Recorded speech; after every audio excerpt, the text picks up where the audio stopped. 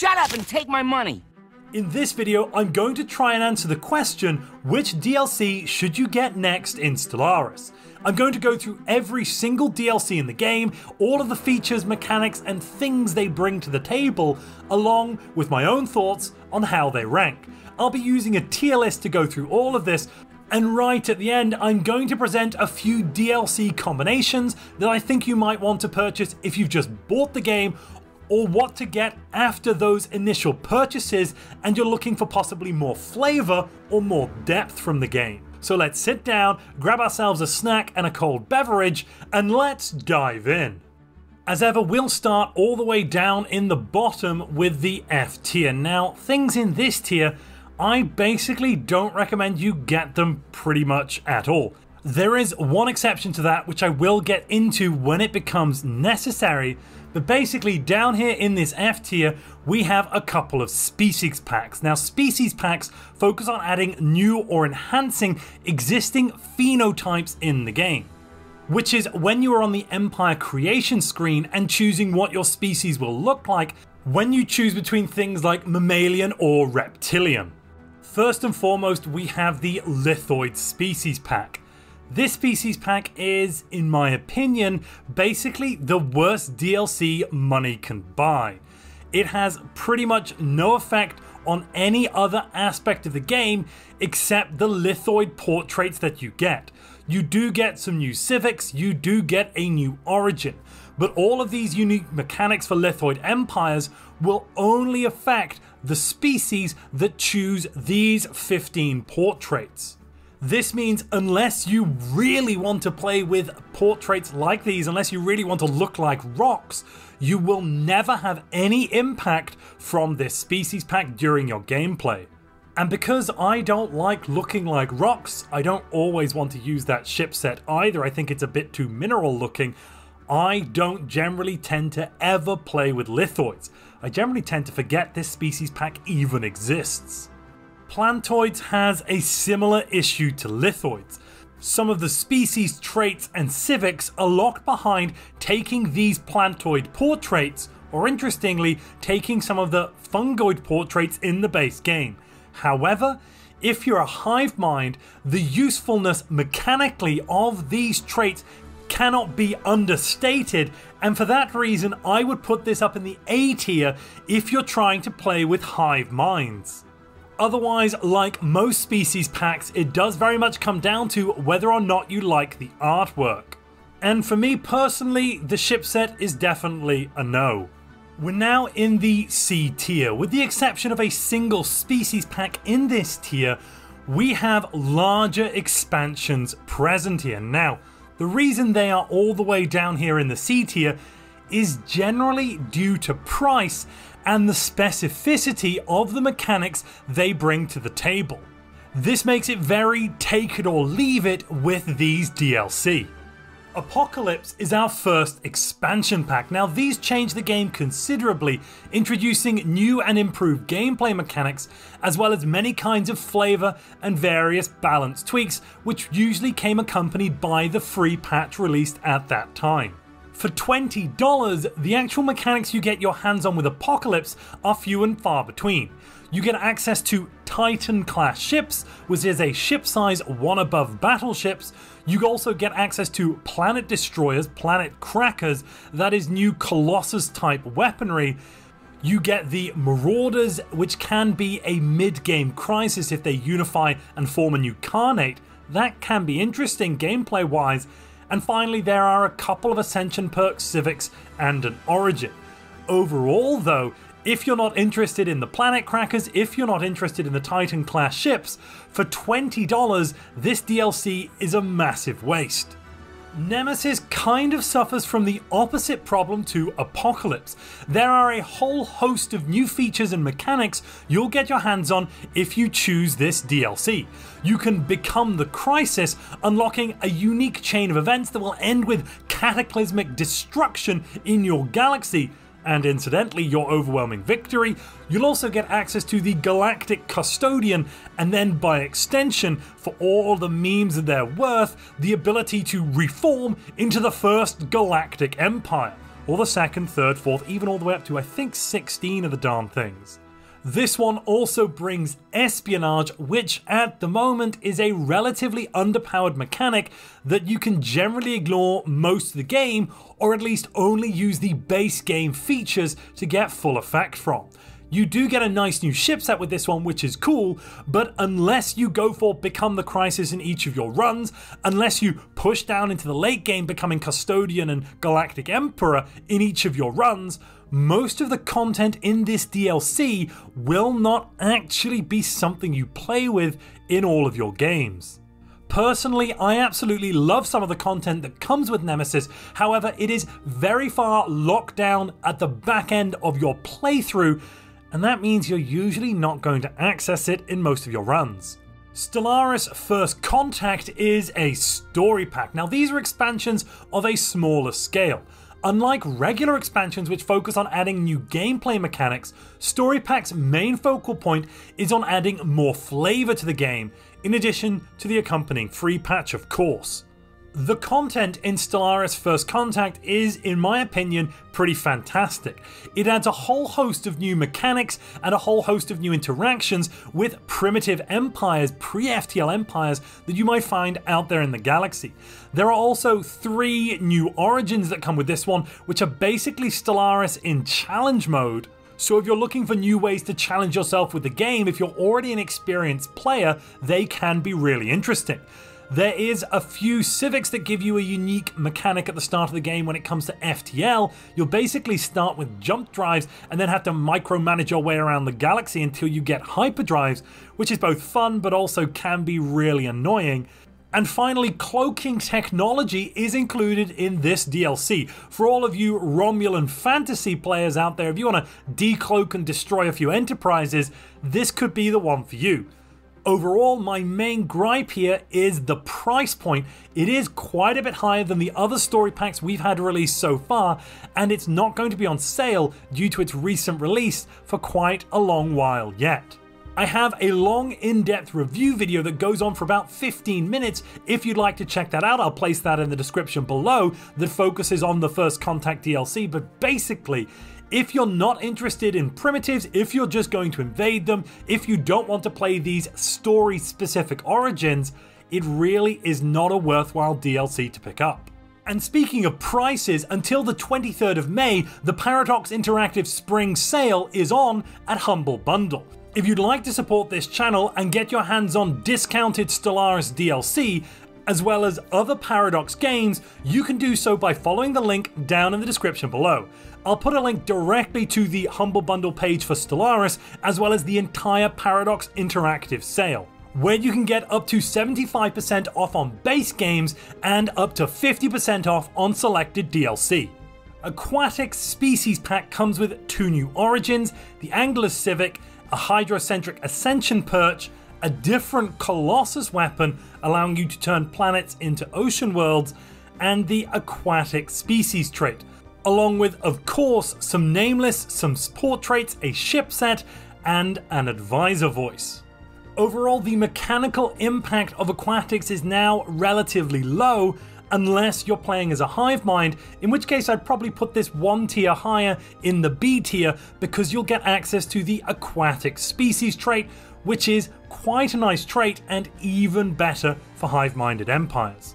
Otherwise, I really feel that at this point, Aquatics comes down to whether or not you like the look of the portraits and the ship set.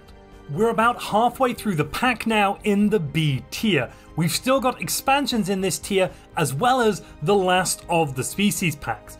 I can't really, with good conscience, put species packs higher than B tier, as they're generally a very specific playstyle. The good part about them though is they are almost always really cheap. On sale at the moment you can pick them up for as little as $4 or €4 for some of the older species packs, and that means you can always just add one into your purchase if you really like the look of that ship set or those in-game portraits. The Megacorp DLC is certainly at the very top of the B tier here. I can imagine some of you at home may actually be raging at this point and saying no, it should be even higher in the A tier. I'm going to try and explain my decision making for this, so bear with me. First off, the Megacorp DLC gives you access to the Megacorp Government Authority, which is an entirely unique playstyle allowing you to build branch offices on the planets with empires that you have trade agreements with and basically have some sort of symbiotic relationship with other normie bio-empires. You'll also get access to equivalent and sometimes new and unique versions of the regular civics that regular empires have. These Megacorp empires almost entirely focus on trade, so if you're looking for a new gameplay style without straying too far from what you're used to, this could be entirely for you. You also get access to an Ascension perk that allows you to build Ecumenopolis worlds like Coruscant or Trantor from popular science fiction. This is the best type of world in Stellaris. You'll also get the Caravaneers flying around. They can be generally pretty annoying, though they do allow you to roll for something called the Galatron and gamble for it, though that's something I've never actually seen in game without forcing the darn thing to spawn, so maybe I'm just a bit salty. You get access to a few more megastructures, the Galactic Slave Market, and a couple of extra Ascension perks. Overall, if you don't actually play with the Megacorps, this DLC isn't that worthwhile. And that's why I've placed it here at the top of the B tier, because without Megacorp, it's a pretty hollow DLC that sits right at the top of the price point spectrum. Stellaris Overlord gives you access to the 3 specialist vassal types, which allow you to have more unique and engaging interactions with other empires in the galaxy if you don't want to be friends with them and you don't want to simply consume them. There are a whopping 5 new origins included in this DLC, some work for hive minds, others for regular bio-empires. There are new engineering feats of technology, not quite megastructures, but somewhat similar. We have orbital rings that will boost the industrial output of all of your planets when you build these things, as well as hyper relays, allowing you to dramatically speed up your movement around the galaxy in the mid-game. The main reason you're actually going to want to pick up this DLC, aside from the new vassal type stuff and the new origins, will be these orbital rings and hyper relays. On repeated playthroughs, those are going to be the main items that you find useful from this DLC. And because once you've played the new origins to death, the impact of those 2 features is relatively small. There are only 2 small pieces that add on to your normal games. I've placed it here in the B tier. Humanoids is a humble species pack allowing you to get access to a host of portraits that are very close to looking like humans. The reason it's so high up here in this tier list is partly because I think the ship set is very nice, but mainly because there are quite a few civics and origins in here which are mechanically very interesting. The Masterful Crafter's Civic is, at the moment, one of the best bio-civics in the game, and the Clone Army origin is one of the most powerful origins. Interestingly, it also has something of a unique playstyle if you decide not to descend with your clones, and thus only have 100 pops of your primary species. Necroids is quite a fun little species pack. Not only does it come with its own unique origin, Necrophage, which allows you to blur the line between cult and empire in your game by basically taking one species and turning the corpses of those species into your primary species. And as you can imagine, there are quite a few hijinks that entail beyond this. You also get access to some really interesting civics. These civics allow you to reanimate armies, reanimate undead leviathans that you might find out there in the galaxy. And let me tell you, there's nothing quite like resurrecting your first undead space dragon. The ship set looks rather poignant, and in the portraits we have Jeff Palpatine amongst them, which you can't deny is a cool one to pick up. So overall, this DLC is mechanically interesting with a unique playstyle included, and also, if it happens to float your boat, it does have some really cool artwork included as well. Toxoids is a bit of a weird species pack in that it comes with a lot of story-based features. First of all, you get a host of interesting civics, including Relentless Industrialists, which is really quite good. You get access to a bunch of new traits, including Incubator, which is fantastic for Void Dwellers, along with if you want some really fast growth. It has, of course, new ship set, new species portrait, new cityscapes, all of that, and then 2 new origins. The first of those is the overtuned origin, which is now with the release of Galactic Paragons, probably not that great because it really hurts your leader's lifespan. And the second is Knights of the Toxic God. Although this story-based origin is very linear and its replayability is relatively low, it has over 10,000 words in it. Or maybe it's 100,000, I'm pretty sure it's 10,000 words in this story, along with a host of different little mechanical features as you go through the first 100 to 120 years of the game in your quest for the Toxic God. From a story-based perspective, because of this origin, Stellaris Toxoids is almost like a story pack. And if you're enjoying this video, please quest in the name of that like button. We're now up in the A tier. There's only a few DLC left to talk about, and oh boy, have we got some big DLC to talk about. If it's in this tier, however, it is probably not going to be a first pick for you. However, once you've cleared out the S tier, I imagine the DLC here are going to be next on your hit list. Stellaris Federations is probably the largest expansion pack we have looked at so far. It expands the Federation mechanics with a whole host of new Federation types. As you level up these powerful Federation types, you'll gain access to better and better bonuses. Though some of them, and I'm looking at you Trade League, start off wildly powerful as well. You'll get access to the Galactic Community. Now this isn't the only DLC which gives you access to the Galactic Community, but as far as I know, it gives you more access than some of the others. There are a fantastically large number of origins with this DLC, probably the most extra origins included for any of the expansion packs you'll find in the game. This is from things like Void Dwellers for regular Bio-Empires, all the way up to Tree of Life for Hive Minds, and a whole host in between as well. If that wasn't enough, you get access to an entirely new ship type, that is the Juggernaut, basically a shipyard with wings, as well as new megastructures like the Mega Shipyard, which is, in my opinion, the best megastructure in the game, and these are really, really good. Overall, if you want more options at your Empire's start, if you want to have more expanded diplomacy going on, that is, more expansion in the Federations, more intergalactic treaties, the community to be firing off and doing wild things, then I think Federations is the choice for you. Otherwise, if you're more interested in warfare and the like, probably grab something like Apocalypse or Nemesis from further down in this tier list. Leviathans was the first story pack Stellaris ever released. This unlocks a host of in-game features and mechanics. You'll get the Guardians, or Leviathans, giant, powerful and mysterious space entities that you can fly around and interact with. You'll also get access to the Enclaves, that is Trader Enclaves, as well as the Research Enclave and the like. You'll get access to the War in Heaven mechanic, so if the endgame crisis wasn't enough for you, now fallen empires can wake up and start a war in heaven. Very, very Babylon 5. You may even have to pick a side or decide to lead the League of Non-Aligned Systems, the League of Neutrals, in a titanic struggle of biblical proportions. You also get access to a few new species portraits, and of course, because this is a story pack, a whole host of new events and encounters.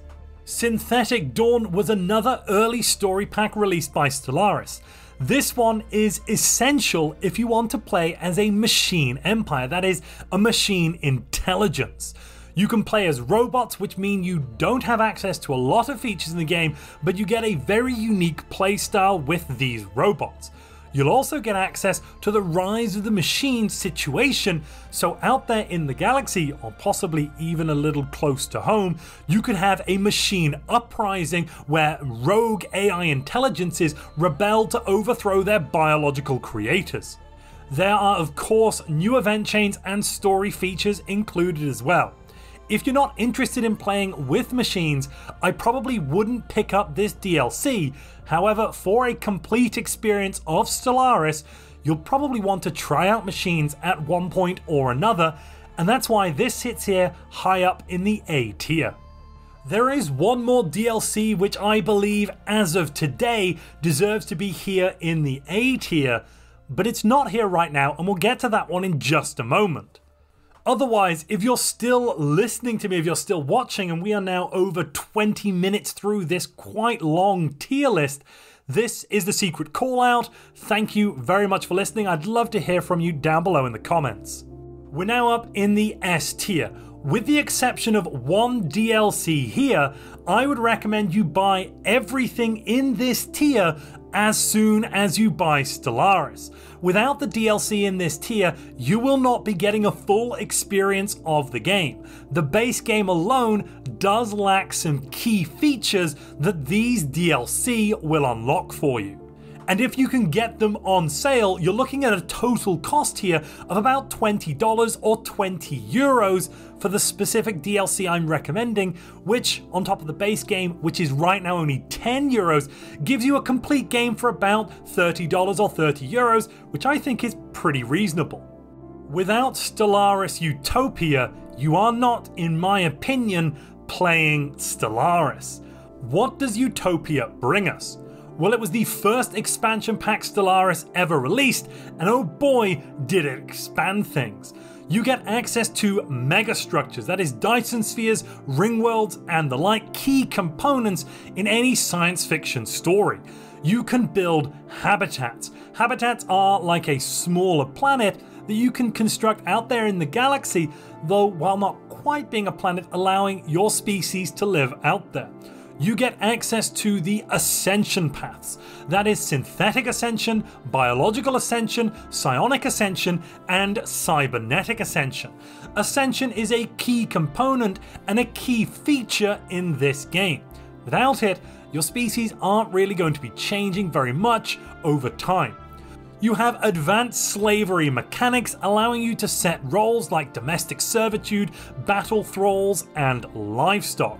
You have advanced governments, unique civics and authorities allowing you to play as things like fanatic purifiers and, if you want to, hive minds.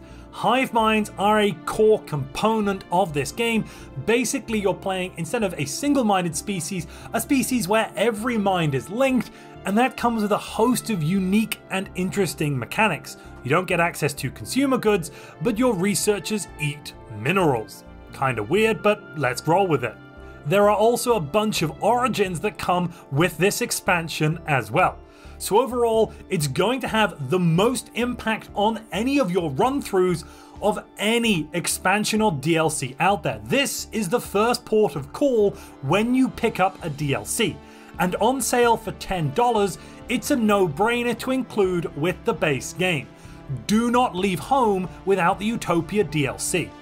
And then we get to Stellaris Galactic Paragons. Now I expect there may be some disagreement about the placement of this DLC. Right after release, Stellaris Galactic Paragons does have a few balance issues and a fair few bugs. However, I am very confident, given what we've seen from Stellaris in the past, that these will get ironed out in short order by the time we get to the next patch and the patch after that.